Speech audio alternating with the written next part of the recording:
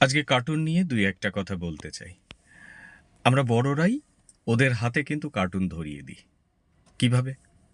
মানে আ যাতে ওরা আমাদের কাজে কখনো বিঘ্ন না ঘটায় বা হতে পারে এরকম আমি মোবাইল ঘাঁটছি, আমার আনন্দটা যাতে বিঘ্নিত না হয় বা আমরা আ দিনের শেষে কাজ করছি, বাড়ি ফিরে এসছি, একটু রিল্যাক্সের প্রয়োজন।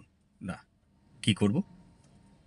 বা বন্ধুদের সঙ্গে কথা বলছি, WhatsApp করছি বা নানান কিছুতে আমরা ব্যস্ত। সেই সময় কিন্তু চাই যে আমার পাশের আমার ছেলে-মেয়েটি আমাকে যেন কোনরকমভাবে ডিস্টার্ব না করে।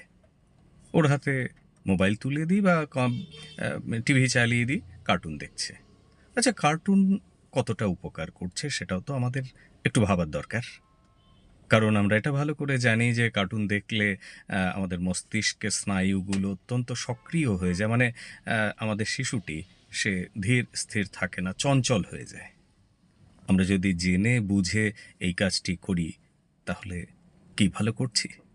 হতে পারে ভালো করছি, আবার হতে পারে ভালো করছি না। কারণ সেদিনই এক বাবা আমাকে বলছিলেন কার্টুন থেকে নাকি অনেক কিছু শেখা যায়। হ্যাঁ, শেখা যায়, অবশ্যই শেখা যায়। কিন্তু আমি আমার সন্তানকে যখন কার্টুন চালিয়ে দেব, তখন উচিত বাবা-মায়েদের তার পাশে বসে সেই কার্টুনটির সঙ্গে অংশগ্রহণ করা। মানে বাবা-মাও যাতে দেখতে পান। কারণ কার্টুনের মধ্যে কিন্তু অনেক ভায়োলেন্স থাকে।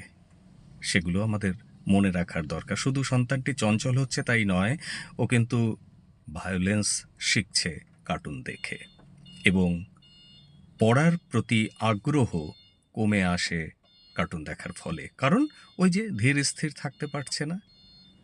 তাই বাচ্চার হাতে কার্টুন তুলে দেওয়ার আগে, মানে মোবাইল তুলে দেওয়ার আগে বা টিভিতে কার্টুন চালিয়ে দেওয়ার আগে একবার সন্তানকে আরেকটু ভালোবাসুন। কিভাবে? না, বাড়িতে এসে আপনি অবশ্যই কাজের জন্য ব্যস্ত হবেন। আপনার বন্ধুদের সঙ্গে ফোনালাপ চলতে পারে, WhatsApp হতে পারে, Instagram হতে পারে এটসেট্রা। কিন্তু বাড়িতে এসে একটু নিজের সন্তানকে আরেকটু ভালোবাসুন। হ্যাঁ, ওদের আমাদেরই দরকার, আমাদেরও ওদের দরকার। ওরা নিজের থেকে পৃথিবীতে তো আসেনি, আমরাই ওদের আমন্ত্রণ করেছি।